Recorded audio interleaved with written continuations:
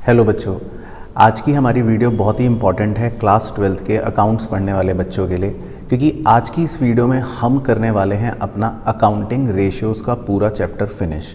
Accounting ratios हमारे exam में short question आता ही आता है और इसकी वेटेज आपकी 4 से 5 नंबर तक की एग्ज़ाम में रहने वाली है। तो इस वीडियो में मैं पूरा आपको अच्छे से सारे रेशियोज़ बताऊंगा, सबके सिग्निफिकेंस बताऊंगा और वीडियो के एंड में आपको बताऊंगा इंपॉर्टेंट क्वेश्चंस या किस टाइप के क्वेश्चंस आपको करने हैं एग्ज़ाम में कवरेज पूरी कंप्लीट करने के लिए। चलो तो सबसे पहले शुरू करते हैं। तो रेशियोज़ का बेसिक कॉन्सेप्ट ये बताया था कि इसके अंदर रेशियो जो होता है वो एक मैथमेटिकल एक्सप्रेशन है जहाँ पर एक न्यूमरेटर होगा और एक डिनोमिनेटर होगा, जैसा कि आप देख रहे हो। तो अब पूरे चैप्टर के अंदर जो अकाउंट्स में अलग अलग रेशियोज़ हैं, हर रेशियो के अंदर एक न्यूमरेटर है और एक डिनोमिनेटर है। अब जब हम रेशियोज़ को एक्सप्रेस करने की बात करते हैं तो हमारा एक्सप्रेशन 4 तरह से किया जा सकता है। एक को बोलते हैं प्योर रेशियो, एक को बोलते हैं परसेंटेज, एक को बोलते हैं टाइम्स, एक को बोलते हैं फ्रैक्शन। प्योर रेशियो का मतलब होता है कि जिसमें हमें अपने फ्रैक्शन को शॉर्टेस्ट बिल्कुल 1 तक सिंप्लीफाई करना है और आंसर को 1:1 की फॉर्म में प्रेजेंट करना है। डेमो के तौर पे लेट से हमारा फ्रैक्शन है 10/2, तो हम इसको 1 तक सिंपलेस्ट फॉर्म में सॉल्व करके लिखेंगे 5:1। अगर मान लो हमारा होता 5/2, तो हम इसको 1 की सिंपलेस्ट फॉर्म में सॉल्व करके लिखते 2.5:1। तो इस तरह के रेशियो को बोल देते हैं प्योर रेशियो। दूसरा तरीका होता है परसेंटेज में शो करने का, जिसमें आप अपने फ्रैक्शन को बस मल्टीप्लाई बाय 100 कर दो तो परसेंटेज से आंसर आ जाएगा। तो ज़्यादातर प्रॉफिटेबिलिटी रेशियोज़ परसेंटेज में शो करते हैं। तीसरा होता है जिसमें हम टाइम्स में शो करते हैं। तो अगर हमारा फ्रैक्शन है 10/2, तो हम सिर्फ लिखेंगे सॉल्व करके 5 टाइम्स। अगर फ्रैक्शन होता 5/2, तो हम लिखेंगे 2.5 टाइम्स। तो जितने भी टर्नओवर रेशियोज़ होते हैं वो हम टाइम्स में प्रेजेंट करते हैं। चौथा होता है फ्रैक्शन। फ्रैक्शन का मतलब है लेट से हमारा जो भी एब्सोल्यूट वैल्यू आ रही है हम वो एब्सोल्यूट वैल्यू शो कर देंगे। अगर मान लेते हैं हमारा आंसर है 2/10, तो हमारी एब्सोल्यूट वैल्यू सॉल्व होकर आ गई 0.2, तो वो लिख देंगे। तो इस तरह से रेशियो को एक्सप्रेस करने के 4 तरीके होते हैं। अब हमसे छोटी सी थ्योरी के अंदर पूछ सकते हैं कि रेशियो एनालिसिस इस चैप्टर का ऑब्जेक्टिव क्या है। तो ये चैप्टर हम क्यों पढ़ते हैं? तो देखो, ये चैप्टर हम इसलिए पढ़ते हैं, एक तो इससे हमारी अकाउंटिंग इन्फॉर्मेशन सिंपल हो जाती है, दूसरा इससे हमें कंपनी की लिक्विडिटी पता लग जाती है, तीसरा इससे हमें कंपनी की ऑपरेशनल एफिशिएंसी पता लग जाती है और चौथा हमें प्रॉफिटेबिलिटी के बारे में भी पता लग जाता है। तो ये हम 4 ऑब्जेक्टिव्स इसमें लिख सकते हैं। बाकी हमारे सिलेबस को मद्देनज़र रखते हुए चैप्टर में जब हम आगे बढ़ें तो हमें पता होना चाहिए टोटल 4 तरह के रेशियोज़ हैं हमारे सिलेबस में। Liquidity ratio, solvency ratio, activity या टर्नओवर रेशियो और प्रॉफिटेबिलिटी रेशियो। अब देखो, लिक्विडिटी रेशियो जो होते हैं वो किस काम के हैं? वो कंपनी की शॉर्ट टर्म लिक्विडिटी बताने के लिए हेल्पफुल होते हैं, जो हमारे सिलेबस में है 2। सॉल्वेंसी रेशियो का काम क्या है? वो कंपनी की लॉन्ग टर्म लिक्विडिटी बताते हैं। तो ये दोनों ही लिक्विडिटी बताते हैं, एक शॉर्ट टर्म एक लॉन्ग टर्म, लेकिन सॉल्वेंसी रेशियो है टोटल 6। तीसरे होते हैं एक्टिविटी या टर्नओवर रेशियो। ये बताते हैं कि बिजनेस में एक्टिविटी या हमारा टर्नओवर कैसा चल रहा है, काम कैसा चल रहा है। तो ये ऑपरेशनल एफिशिएंसीज बताते हैं, जो हैं टोटल 6। और चौथे होते हैं प्रॉफिटेबिलिटी रेशियोज़। इनका काम होता है बिजनेस की प्रॉफिट्स के बारे में या प्रॉफिटेबिलिटी के बारे में बताना। ये भी होते हैं टोटल 5। तो अब देखो, 2 और 6 और 6 और 5 कुल मिलाकर टोटल कितने रेशियोज़ हो गए? अगर आप काउंट करोगे तो 19 रेशियोज़ हो गए। 2 और 6 और 6 और 5 टोटल 19 फार्मूले हमें, मतलब फार्मूले और फार्मूलों के अंदर भी फार्मूले अच्छे से पता होने चाहिए।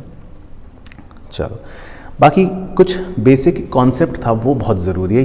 ये portion of the video is very important, खासकर उन क्वेश्चंस के लिए जिसमें हमसे ये कहता है कि रेशियो बढ़ता है घटता है क्या होता है। तो उसके लिए हमें पहले बेसिक मैथमेटिक्स समझ रहे हैं। देखो, कोई भी रेशियो जो होता है उसमें एक न्यूमरेटर और एक डिनोमिनेटर होता है। यहाँ मैंने एक एग्जांपल लिया, न्यूमरेटर है 60, डिनोमिनेटर है 12, आंसर आ रहा है 5।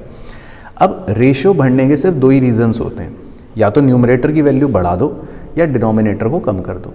अब अगर किसी भी ट्रांजैक्शन की वजह से मेरा न्यूमरेटर बढ़ गया या डिनोमिनेटर घट गया तो मेरा आंसर बढ़ जाएगा या मेरा रेशियो बढ़ जाएगा। इसी तरह रेशियो डिक्रीज होने के भी 2 ही कारण हो सकते हैं, या तो न्यूमरेटर कम हो गया या डिनोमिनेटर बढ़ गया। तो किसी भी ट्रांजैक्शन की वजह से अगर न्यूमरेटर बढ़ता है या डिनोमिनेटर घटता है तो या डिनोमिनेटर बढ़ता है या न्यूमरेटर घटता है तो मेरा रेशियो का आंसर डिक्रीज हो जाएगा, है ना। तो ये तो कुछ बेसिक मैथमेटिक्स हो गई। अच्छा, एक और कॉम्प्लेक्सिटी इसके अंदर, मान लेते हैं मेरे को 3 तरह के रेशियो दे रखे हैं, 3 केसेस हैं यहाँ पर, एक है 2:1, एक है 1:1, एक है 1:2 या 0.5:1, कुछ भी समझ लो। तो यानी कि एक केस है जिसमें न्यूमरेटर डिनोमिनेटर से बड़ा है, एक केस है जिसमें न्यूमरेटर और डिनोमिनेटर बराबर है, और थर्ड केस है जिसमें न्यूमरेटर छोटा है और डिनोमिनेटर बड़ा है ना। तो क्योंकि कुछ भी हो सकता है क्वेश्चन में। तो अब फॉर एग्जांपल हमारा ये हमने एज्यूम्ड फिगर ले ली, पहले में 20,000/10,000, दूसरे में 10,000/10,000, तीसरे में 10,000/20,000। अब मान लो पहले केस में लिखा है कि हमारा न्यूमरेटर और डिनोमिनेटर दोनों ही 5,000 से इंक्रीज करेगा, दूसरे में भी यही लिखा है कि न्यूमरेटर और डिनोमिनेटर 5,000 से इंक्रीज कर गया, और तीसरे में भी यही लिखा है कि न्यूमरेटर और डिनोमिनेटर 5,000 से इंक्रीज कर गया। ठीक है, अब आप वीडियो यहाँ पर पॉज करके पहले एक बार खुद सोचना, कमेंट करके भी मुझे बताना कि पहले केस में रेशियो बढ़ेगा कि घटेगा, दूसरे केस में बढ़ेगा कि घटेगा, और तीसरे केस में बढ़ेगा कि घटेगा, है ना। सोच के वीडियो पॉज करके कमेंट करके फिर वीडियो आगे बढ़ाना। चलो देखते हैं। अब तीनों ही केस में अलग आंसर होंगे। देखो पहले केस में जब न्यूमरेटर और डिनोमिनेटर दोनों ही 5-5 हज़ार से बढ़े तो फिगर्स हो गई 25/15। अब इसको सॉल्व करके नया रेशियो आएगा 1.6:1। दूसरे केस में 5-5 हज़ार से जब न्यूमरेटर और डिनोमिनेटर बढ़ाएंगे तो फिगर हो गई 15,000/15,000, तो आंसर आएगा 1:1। तीसरे केस में जब 5-5 हज़ार से न्यूमरेटर डिनोमिनेटर बढ़ाएंगे तो फिगर्स हो जाएंगी 15,000/25,000, तो आंसर हो जाएगा 0.6:1। अब हम अगर ओरिजिनल रेशियो से कंपेयर करें तो पहले केस में रेशियो 2:1 था, वो कम होके हो गया 1.6:1, यानी हमारा रेशियो डिक्रीज हो गया। दूसरे केस में अगर हम देखें तो पहले भी रेशियो 1:1 था और बाद में भी रेशियो 1:1 है, तो कोई चेंज नहीं आया। और जबकि तीसरे केस में रेशियो था पहले 1:2 और बाद में वो घटकर हो गया बढ़कर हो गया 0.6:1, यानी मतलब पहले था 0.5:1 और अभी हो गया 0.6:1, तो रेशियो इंक्रीज हो गया। तो देखो आप ध्यान से इसका स्क्रीनशॉट लो। कहने का तात्पर्य ये है कि आप रट नहीं सकते, क्योंकि तीनों ही केसेस में न्यूमरेटर और डिनोमिनेटर इंक्रीज कर रहे थे 5,000 से, लेकिन फिर भी किसी केस में रेशियो बढ़ रहा है, किसी में घट रहा है, किसी में नो चेंज हो रहा है। तो मतलब आपको ये ध्यान रखना है कि कोई भी परम्यूटेशन कॉम्बिनेशन एग्जाम में हमसे पूछ सकता है, तो हर तरह से आपको तैयार रहना है। अच्छा चलो, अब हम चलते हैं अपने रेशियोज़ पर, है ना। तो ये तो हो गई मैथमेटिकल बातें। अब चलते हैं अपनी अकाउंटिंग की बातों पर, जो फॉर्मूले, जो बातें हमें याद रखनी है 1 बाय 1। 19 रेशियोज़ हैं टोटल, सारे देखते हैं। सबसे पहला है करंट रेशियो। करंट रेशियो का फॉर्मूला बहुत सिंपल है, current asset upon current liabilities. इसको हम प्योर फॉर्म में यानी 1:1 में रिप्रेजेंट करते हैं, और आइडियल रेशियो होता है 2:1। ठीक है, बाकी ये बताता है कि जो हमारी करंट लाइबिलिटीज़ हैं उनका सेफ्टी मार्जिन कितना है। अब इसमें 2 इंपॉर्टेंट बातें याद रखनी है। जब हम करंट एसेट्स को कंसिडर करते हैं तो उस समय लूज टूल्स और स्टोर एंड स्पेयर्स को नहीं लेते। ये मैंने आपको उस चैप्टर में समझाया था, इन्वेंट्री में जब पढ़ा रहा था, कि ये दोनों गंदी इन्वेंट्रीज होती हैं, ये कैश में कन्वर्ट नहीं की जाती, इसीलिए इनको हम करंट एसेट्स में कंसिडर नहीं करते, ये बेकार है। और दूसरी चीज़ वेरी इंपॉर्टेंट, ये भी बच्चे गलती करते हैं, हम जो भी हमारा प्रोविजन फॉर डाउटफुल डेट होता है उसे सन्ड्री डेटर में से माइनस करके फिर अपने सन्ड्री डेटर्स की जो नेट वैल्यू होती है उसे ही करंट एसेट में लेते हैं, है ना। ये ध्यान रखना है, ये भी इंटरेस्टिंग पॉइंट है, इंपॉर्टेंट पॉइंट है। दूसरा होता है अपना लिक्विड रेशियो या क्विक रेशियो या एसेट टेस्ट रेशियो। इसका फॉर्मूला सिंपल है, liquid asset upon current liabilities. Current liabilities हमें पता ही है क्या है, लिक्विड एसेट्स जो होते हैं वो आपको बताता हूँ क्या है, बाकी इसको भी प्योर फॉर्म में ही शो करते हैं, और आइडियल रेशियो होता है 1:1। अब लिक्विड एसेट्स का मतलब है कि जब हम अपने करंट एसेट्स में से अपनी इन्वेंट्रीज़ को बाहर कर दें और अपने प्रीपेड एक्सपेंसेस को बाहर कर दें, तो बचे हुए एसेट्स को कहते हैं लिक्विड एसेट्स।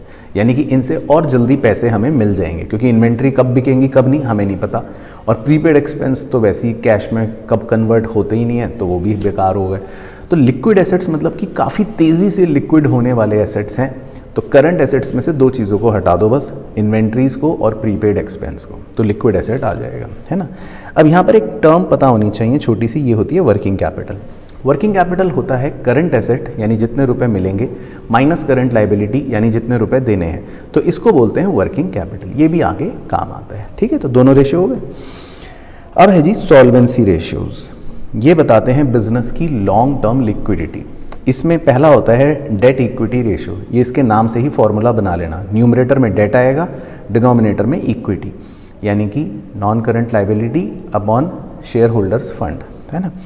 अब इसमें नॉन करंट लाइबिलिटी और शेयर होल्डर फंड दोनों ही हमने चैप्टर 1 में पढ़ लिए। नॉन करंट लाइबिलिटीज़ में 4 सब हेड्स थे, शेयर होल्डर फंड में 3 सब हेड्स थे, है ना। उनको जोड़ लोगे तो आ जाएगा आंसर। बाकी इसको भी हम प्योर फॉर्म में ही शो करते हैं और आइडियल रेशो होता है 2:1। और ये एक तरह से अगर कम है तो ये सिक्योरिटी शो करता है जो हमारे लॉन्ग टर्म लेंडर्स को हम प्रोवाइड कर रहे हैं, क्योंकि ये कम होने का मतलब है कि हमने पराया पैसा यानी कि बोरो करा हुआ पैसा कम लगा रखा है बिजनेस में, जो एक थोड़ा सा अच्छी बात मानी जाती है। दूसरा होता है total assets to debt ratio. ये भी फॉर्मूला नाम से ही निकालना है आपको। न्यूमरेटर में टोटल एसेट्स आएगा, डिनोमिनेटर में डेट यानी कि नॉन करंट लाइबिलिटी आएगी। इसको प्योर फॉर्म में शो करते हैं। जितना ज़्यादा रेशियो है उतनी अच्छी सिक्योरिटी और उतनी अच्छी बात होती है। तीसरा होता है, ये भी बहुत सिंपल है, प्रोप्राइटरी रेशियो। ये बताता है कि टोटल एसेट्स में से शेयर होल्डर का फंड कितना है। तो इसी को अगर आप फॉर्मूले में बना दो तो डिनोमिनेटर में आ गया टोटल एसेट्स, न्यूमरेटर में आ गए शेयर होल्डर फंड, और इसको हम प्योर या परसेंटेज किसी भी फॉर्म में शो कर देते हैं। बाकी जितना ज़्यादा रेशियो है इसका मतलब अच्छी बात है कि टोटल एसेट्स में उतना पैसा या उतना फंड शेयर होल्डर्स का लगा हुआ है। चौथा होता है debt to capital employed ratio. इसका फॉर्मूला भी आप इस रेशियो के नाम से खुद ही डिराइव कर लेना, रटने की ज़रूरत नहीं है। डेट न्यूमरेटर में आ जाएगा, कैपिटल एम्प्लॉयड डिनोमिनेटर में आ जाएगा। डेट का मतलब है नॉन करंट लाइबिलिटी और कैपिटल एम्प्लॉयड का मतलब होता है एक तरह से जो हमने बिजनेस में पूंजी लगा रखी है। अब कैपिटल एम्प्लॉयड अलग अलग फॉर्मूलों से आता है जो मैं अभी थोड़ी देर में बताऊँगा कैसे।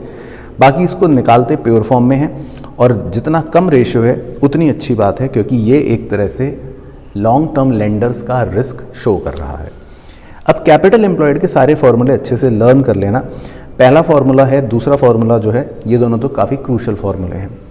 या तो सिंपल शेयर होल्डर फंड और नॉन करंट लाइबिलिटी को जोड़ लो, है ना, और फिर 3 चीज़ें उसमें से हटा दो। क्या क्या हैं? फिक्टिशियस एसेट अगर कोई है तो हटा दो, एग्जिस्टिंग गुडविल अगर कोई है तो हटा दो, नॉन ट्रेड इन्वेस्टमेंट अगर कोई है तो हटा दो। या फिर आप दूसरा तरीका भी फॉलो कर सकते हो, टोटल एसेट्स ले लो माइनस आउटसाइड लाइबिलिटीज़ यानी कि करंट लाइबिलिटीज़ माइनस कर दो, और यही 3 चीज़ें घटा दो, तो हमारा कैपिटल एम्प्लॉयड आ जाएगा। तो किसी भी तरीके से आप निकाल सकते हो, और कैपिटल एम्प्लॉयड आपने वैसे पार्टनरशिप में भी पढ़ रखा है। अच्छा, लेकिन कुछ मिसलिनियस और चटपटे फॉर्मूले हैं, इनका आप स्क्रीनशॉट भी ले सकते हो, नहीं तो याद है तो वेरी गुड। जैसे एक टर्मिनोलॉजी होती है टोटल डेट, तो टोटल डेट का मतलब हो गया लंबी अवधि और छोटी अवधि दोनों वाले डेट, मतलब नॉन करंट लाइबिलिटी और करंट लाइबिलिटी दोनों को जोड़ लो। इसी तरह एक टर्म हो गई टोटल एसेट्स, मतलब कि पूरा टोटल।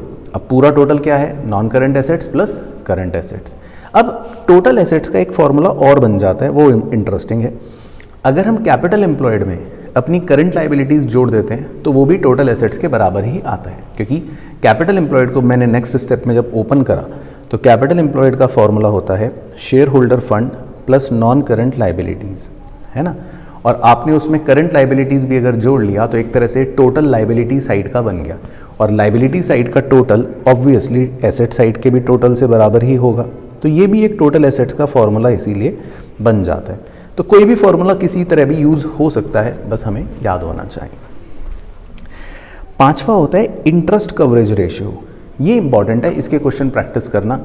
इंटरेस्ट कवरेज रेशियो में हम ये देखते हैं कि हमारा नेट प्रॉफिट कितना था 2 चीज़ों की पेमेंट से पहले, एक तो इंटरेस्ट पे करने से पहले और टैक्स पे करने से पहले, divided by interest on long term debt.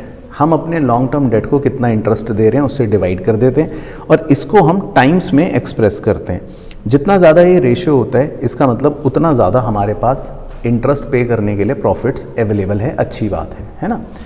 अब एक थोड़ा सा फ्लो समझने के लिए एक बेसिक कॉन्सेप्ट देखते हैं। लेट से मेरा ग्रॉस प्रॉफिट है 1000 रुपये का।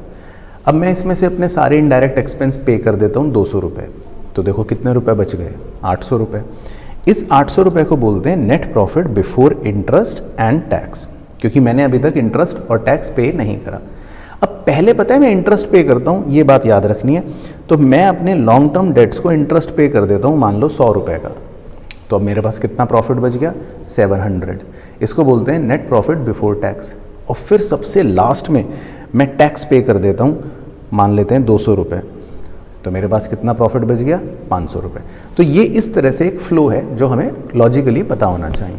लेकिन एग्ज़ाम में क्वेश्चन बड़ा स्मार्ट होता है, वो हमको प्रॉफिट आफ्टर टैक्स दे देता है, ये दे देता है और कहता है profit before interest and tax निकालो खुद, क्योंकि वो छुपा देता है।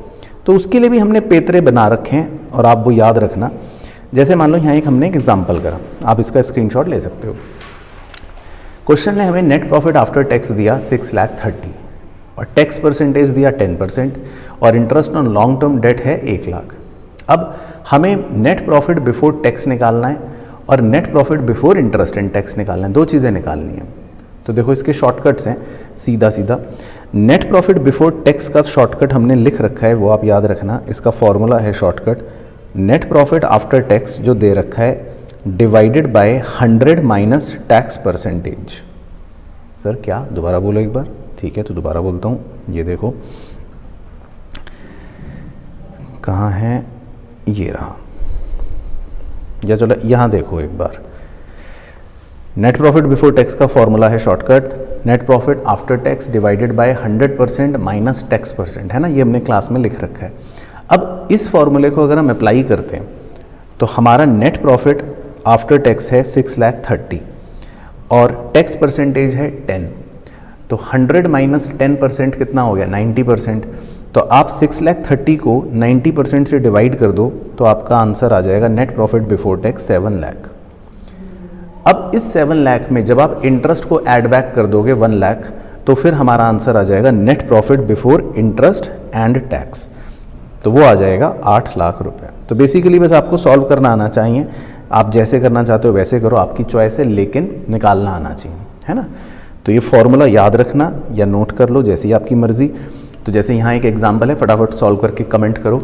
नेट प्रॉफिट आफ्टर टैक्स है 8 लाख और टैक्स है 20%, तो आपको नेट प्रॉफिट बिफोर टैक्स निकालना है ना। तो देखो ये शॉर्टकट फॉर्मूला अप्लाई करेंगे, net profit after tax 8 lakh divided by 100% minus tax percent, ये बन गया 80%।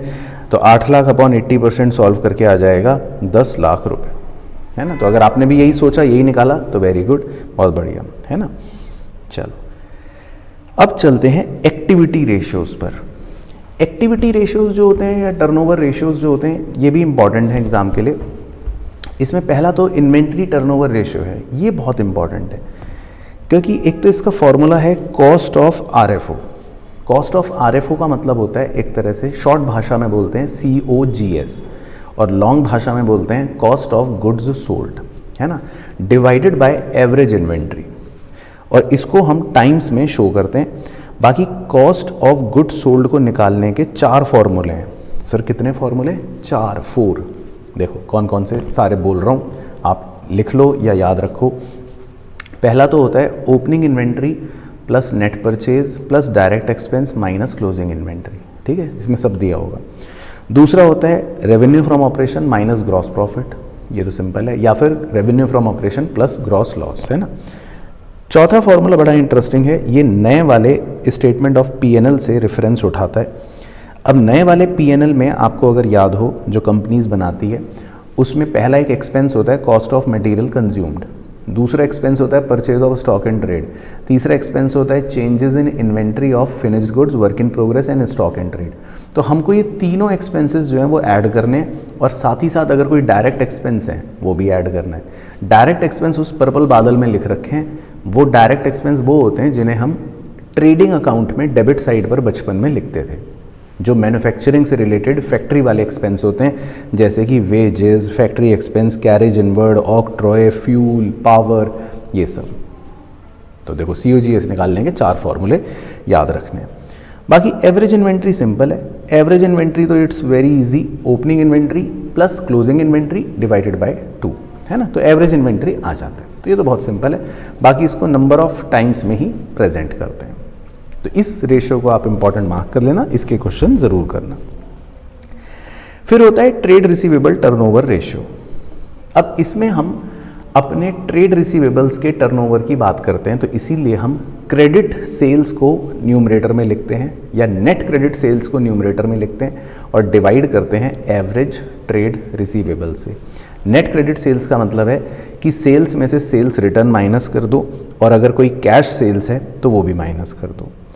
बाकी एवरेज ट्रेड रिसीवेबल्स का मतलब बहुत सिंपल है, ओपनिंग वाले ट्रेड रिसीवेबल्स प्लस क्लोजिंग वाले ट्रेड रिसीवेबल्स डिवाइडेड बाय 2। और जिनको ट्रेड रिसीवेबल्स नहीं पता तो उसमें दो चीज़ें कंसिडर करते हैं हम, डेटर्स और बिल्स रिसीवेबल। बाकी ये रेशियो हम निकालते हैं नंबर ऑफ टाइम्स में, और इसमें एक और सब रेशियो निकलता है बड़ा इंटरेस्टिंग, इसको बोलते हैं डेट कलेक्शन पीरियड।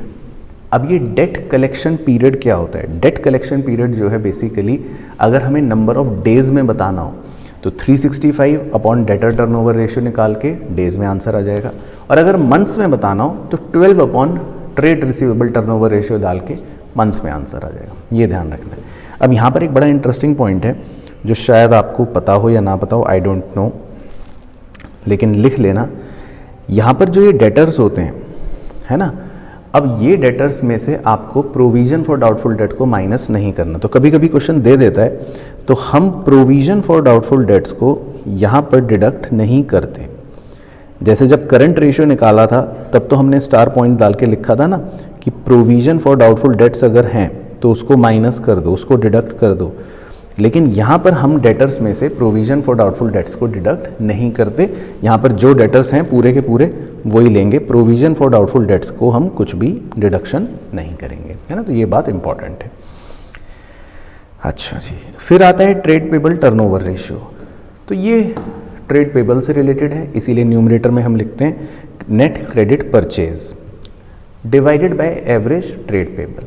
अब नेट क्रेडिट परचेज क्या है? Very simple, total purchase minus purchase return minus cash purchase. और एवरेज ट्रेड पेबल क्या है? Opening trade payable plus closing trade payable divided by 2।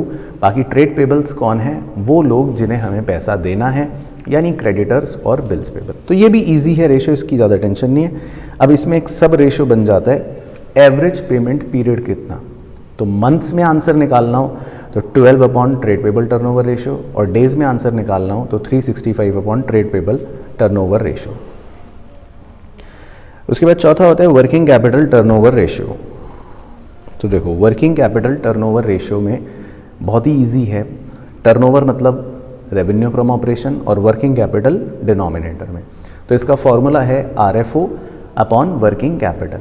अब कभी कभी इमरजेंसी अगर आपको RFO नहीं दे रखा और आप निकाल भी नहीं सकते तो उस केस में फिर हम न्यूमरेटर में कॉस्ट ऑफ गुड्स सोल्ड ले लेते हैं, है ना। तो ये कभी कभी होगा अगर क्वेश्चन में RFO नहीं है तो RFO तो गिवन ही होगा, रेवेन्यू फ्रॉम ऑपरेशन, और वर्किंग कैपिटल का मतलब है current asset minus current liability. तो ये भी बहुत आसान रेशियो है, और इसको भी हम मतलब एक तरह से सिंपल टाइम्स में शो करते हैं, और ये कंपनी की वर्किंग कैपिटल कितना एफिशिएंटली हम यूज़ कर रहे हैं रेवेन्यू जनरेट करने के लिए, ये दर्शाता है। ठीक है। फिर एक और इजी रेशियो है नेट एसेट्स टर्नओवर रेशियो। इसका भी आप नाम से ही फॉर्मूला खुद निकाल लेना, बहुत इजी है। टर्नओवर मतलब RFO यानी कि रेवेन्यू फ्रॉम ऑपरेशन, और नेट एसेट्स मतलब होता है कैपिटल एम्प्लॉयड, एक ही बात होती है। तो इसीलिए इस रेशियो को कैपिटल एम्प्लॉयड टर्नओवर रेशियो भी कहते हैं। तो इसका फॉर्मूला बन गया RFO अपॉन कैपिटल एम्प्लॉयड। तो RFO तो पता ही है अपने को, कैपिटल एम्प्लॉयड हमने वही जो पहले फॉर्मूला लिखा था देखा था, सेम फॉर्मूला यहाँ पर भी अप्लाई करेगा। बस याद रखना है कैपिटल एम्प्लॉयड को निकालने के तरह तरह के फॉर्मूले हैं, कोई भी फॉर्मूला अप्लाई करना पड़ सकता है। छठा होता है और आखिरी होता है टर्नओवर के अंदर फिक्स्ड एसेट टर्नओवर रेशियो। ये भी नाम से याद रखो, टर्नओवर मतलब RFO और फिक्स्ड एसेट्स मतलब जो हमारे फिक्स्ड एसेट्स हैं। तो फॉर्मूला बन गया RFO अपॉन फिक्स्ड एसेट्स, लेकिन फिक्स्ड एसेट्स के ब्रैकेट में लिखा है नेट। अब इस नेट का क्या मतलब है? नेट का मतलब ये है कि फिक्स्ड एसेट्स की कॉस्ट में से उनका जो भी पूरा एक्यूमुलेटेड डेप्रिसिएशन है वो माइनस कर दो, यानी अकाउंटिंग की सरल भाषा में बुक वैल्यू लिखनी है, रिटर्न डाउन वैल्यू लिखनी है, फिक्स्ड एसेट्स की कॉस्ट नहीं लिखनी, कॉस्ट में से डेप्रिसिएशन माइनस करना है। बाकी इन सबको हम टाइम्स में मेजर करते हैं, और जितना ज़्यादा होता है उतनी अच्छी बात होती है। फिर हैं हमारे आखिरी प्रकार के रेशियोज जिसको बोलते हैं प्रॉफिटेबिलिटी रेशियोज। अब ये बताते हैं कंपनी के अलग अलग प्रॉफिट्स मेनली तो, या एफिशिएंसी। पहला हो गया ग्रॉस प्रॉफिट रेशियो। अब ग्रॉस प्रॉफिट रेशियो क्या है? ग्रॉस प्रॉफिट अपॉन हमारी जो RFO सेल्स है इनटू 100। अब ग्रॉस प्रॉफिट हमें बताता है कि हम अपने मतलब ग्रॉस प्रॉफिट कितना कमा रहे हैं सेल्स पर, जितना ज़्यादा उतनी अच्छी बात है ना। अब ग्रॉस प्रॉफिट कैसे निकलता है वो बहुत ईजी है, जैसे हम क्लास 11th में ट्रेडिंग अकाउंट बनाकर निकालते थे। दूसरा बड़ा इंपॉर्टेंट रेशियो होता है ऑपरेटिंग रेशियो। ये हमारा खर्चा बताता है कि हमारा ऑपरेटिंग का कॉस्ट कितना जा रहा है। तो इसका फॉर्मूला ही है operating cost upon RFO into 100। अब ये जितना ज़्यादा होगा उतनी खराब बात है, क्योंकि ये कॉस्ट बताता है, तो ये कम होना चाहिए। लेकिन ऑपरेटिंग कॉस्ट का मतलब क्या है, तो देखो ऑपरेटिंग कॉस्ट में दो चीज़ें आती हैं।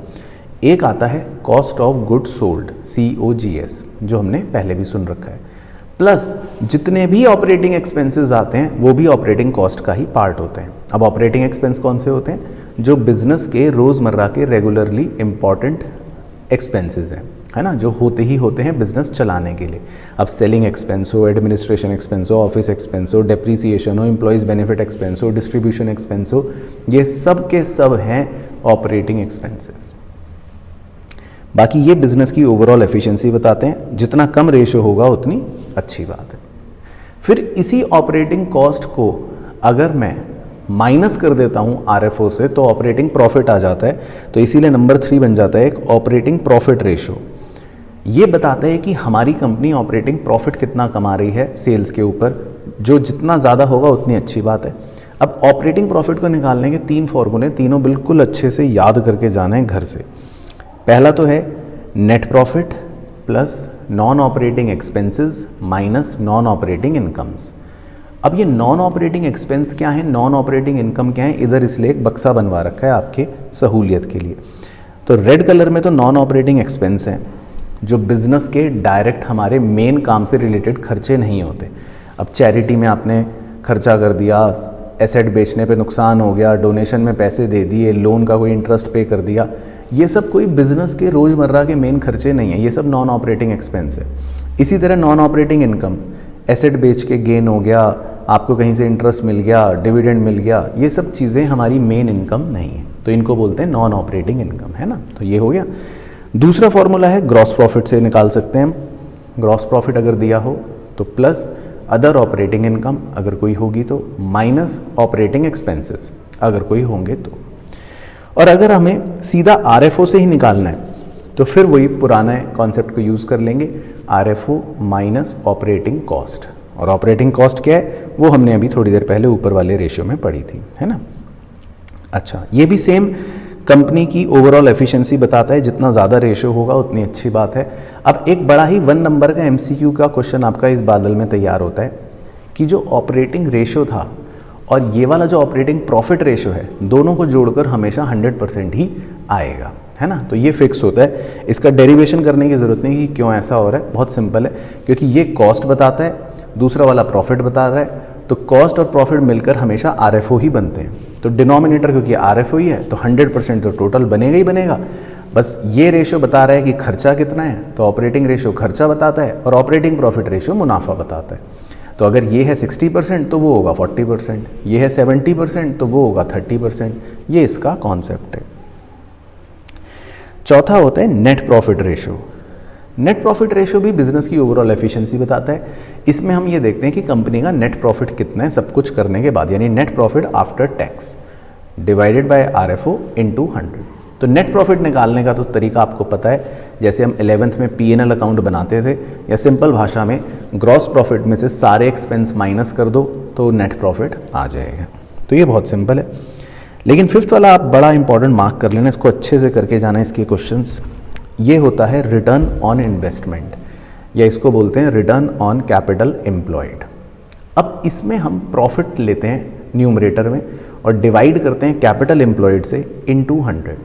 अब कैपिटल एम्प्लॉयड तो चलो हमें पता है, वही सब फॉर्मूले कि non current liability plus share holder fund, या non current assets plus working capital, या total assets minus current liability, है ना, वो तो बार बार रिपीट हो रहा है। लेकिन प्रॉफिट बिफोर इंटरेस्ट लेना है, टैक्स लेना है और डिविडेंड लेना है। यानी कि आपको कौन से प्रॉफिट लेने हैं जिसमें अभी तक आपने डिविडेंड नहीं पे करा हो, टैक्स भी पे नहीं करा हो और इंटरेस्ट भी पे नहीं करा हो, उससे पहले जो प्रॉफिट था वो लेना है ना। तो ये बात इसमें इंपॉर्टेंट है। बस एक चीज़ इसमें बड़ी ही क्लासिक है जिसमें बच्चे गलती कर सकते हैं कि जब हम प्रॉफिट कैलकुलेट करते हैं या कैपिटल एम्प्लॉयड कैलकुलेट करते हैं, है ना, तो जब हम कैपिटल एम्प्लॉयड में नॉन ट्रेड इन्वेस्टमेंट को तो हटा देते हैं, वो तो चलो पहले भी पढ़ लिया था, तो उस नॉन ट्रेड इन्वेस्टमेंट पर अगर हमें कोई इंटरेस्ट रिसीव हुआ है तो फिर हम उसको प्रॉफिट में से भी हटा देंगे, है ना। तो मान लो देखो इस आदमी ने 3 तरह से इन्वेस्टमेंट करी और इसको हर इन्वेस्टमेंट पे इंटरेस्ट मिला 10,000, 20,000, 30,000। अब हम तो उसके प्रॉफिट को समझ लेंगे 60,000 हो गया, लेकिन जो पहला वाला 10,000 का इंटरेस्ट है वो उसको एक नॉन ट्रेड इन्वेस्टमेंट करने पर मिला है, तो हम इसीलिए इस इंटरेस्ट को, पहले वाले 10,000 को इनकम में या प्रॉफिट में नहीं लेंगे, वो हटा देंगे। तो हमारे को ये ध्यान रखना है कि प्रॉफिट लेते समय हमें इंटरेस्ट और नॉन ट्रेड इन्वेस्टमेंट को नहीं लेना, बस। तो इस बात का ध्यान रखना है। तो हमारे सारे तरह के रेशियोज खत्म, इंक्लूडिंग फॉर्मूला। अब इसमें वैसे तो बहुत सारे क्वेश्चन हैं, आप अलग अलग प्रकार के क्वेश्चन कर सकते हो। जैसे मैंने शुरू में भी बताया था, जितने भी क्वेश्चंस हैं जिसमें हर रेशो के बढ़ने या घटने का जो क्वेश्चन है वो तो आप ज़रूर करने ही करना। बाकी जेनरिक क्वेश्चंस बता देता हूँ, कुछ वैसे प्रैक्टिस करने के लिए आप मार्क करना चाहो तो कर सकते हो। 4, 5, इसके अलावा क्वेश्चन 9 और 10, ये सब रेशोज़ की एप्लीकेशन के क्वेश्चन है। क्वेश्चन नंबर 19, उसके बाद 23, ये एक PYQ क्वेश्चन है। इस तरह का क्वेश्चन इंपॉर्टेंट होता है, इसको आप भी मार्क करते रहना। जो जो क्वेश्चन स्टार लगा हो मार्क कर लेना। क्वेश्चन 35, ये भी एक नॉर्मल क्वेश्चन है। देन इसके बाद क्वेश्चन नंबर 40, सॉल्वेंसी रेशियोज़ का, इस तरह का क्वेश्चन जनरली एग्जाम में आ जाता है। 42, 43, 44, ये भी छोटे छोटे क्वेश्चन एग्जाम में एक पार्ट बनाकर आपसे पूछ लेता है। 53, 54, ये सब हमारे सॉल्वेंसी रेशियोज़ हैं। उसके बाद 59, 60, ये भी आप मार्क कर सकते हो, डायरेक्ट एप्लीकेशन बेस्ड क्वेश्चन है। 68 इंटरेस्ट कवरेज रेशो का है, PYQ भी है, ये अच्छा क्वेश्चन है, इसको भी आप मार्क कर लेना। उसके बाद आपके क्वेश्चन नंबर 70, ये भी इंटरेस्ट कवरेज रेशो है। फिर question number 72, simple basic application question. 76, ये आप मार्क कर सकते हो। देन टर्नओवर रेशियोज़ में 81, 82, ये टर्नओवर रेशियोज़ हैं। 86, 87, ये देखो ये क्वेश्चन ना बड़ा इंपॉर्टेंट होता है इस तरह का, जिसमें आपको इन्वेंट्री निकालनी होती है और कह देता है एक इन्वेंट्री दूसरी इन्वेंट्री से 1.5 टाइम्स है, ऐसा कुछ है ना। तो ये क्वेश्चन 87 भी आप मार्क कर लेना। बाकी इसके अलावा 94, 95, ये सब हमारे टर्नओवर रेशियोज़ हैं। 97 हमारा टर्नओवर रेशियो है। अब देखो यहाँ पर एक वो वाली बात आ रही है, यहाँ पर देखो इसमें ये पॉइंट आ रहा है, देख लो भी, प्रोविजन फॉर डाउटफुल डेट दे रखा था यहाँ पर, है ना। तो हिंट भी पढ़ लो चाहे इनका कि provision for doubtful that is not deducted from trade receivable, बताया था ना पॉइंट। तो ट्रेड रिसीवेबल टर्नओवर रेशियो निकालते समय हम प्रोविजन फॉर डाउटफुल डेट को डिडक्ट नहीं करते, है ना। तो ये बात याद रखनी है। हाँ, करंट रेशियो निकाल रहे होते तो कर देते। उसके बाद 107, ये सब टर्नओवर रेशियोज हैं हमारे। 111, इसमें देखो डेट पेमेंट पीरियड भी निकालना है। फिर उसके बाद आप 116, 117, ये भी मार्क कर सकते हो, हमारे टर्नओवर रेशियोज़ के क्वेश्चन है। 125, 126, ये भी सिंपल एप्लीकेशन है। 129, देखो यहाँ तक टर्नओवर रेशियो चल रहा है। 132, उसके बाद ये क्वेश्चन हैं प्रॉफिटेबिलिटी के, जैसे 148 एक अच्छा इंपॉर्टेंट क्वेश्चन है ऑपरेटिंग रेशियो का। फिर 151, ये भी प्रॉफिटेबिलिटी रेशियो है। 154, इसको आप ज़रूर मार्क कर सकते हो, इसमें ऑपरेटिंग प्रॉफिट रेशियो निकाला गया है।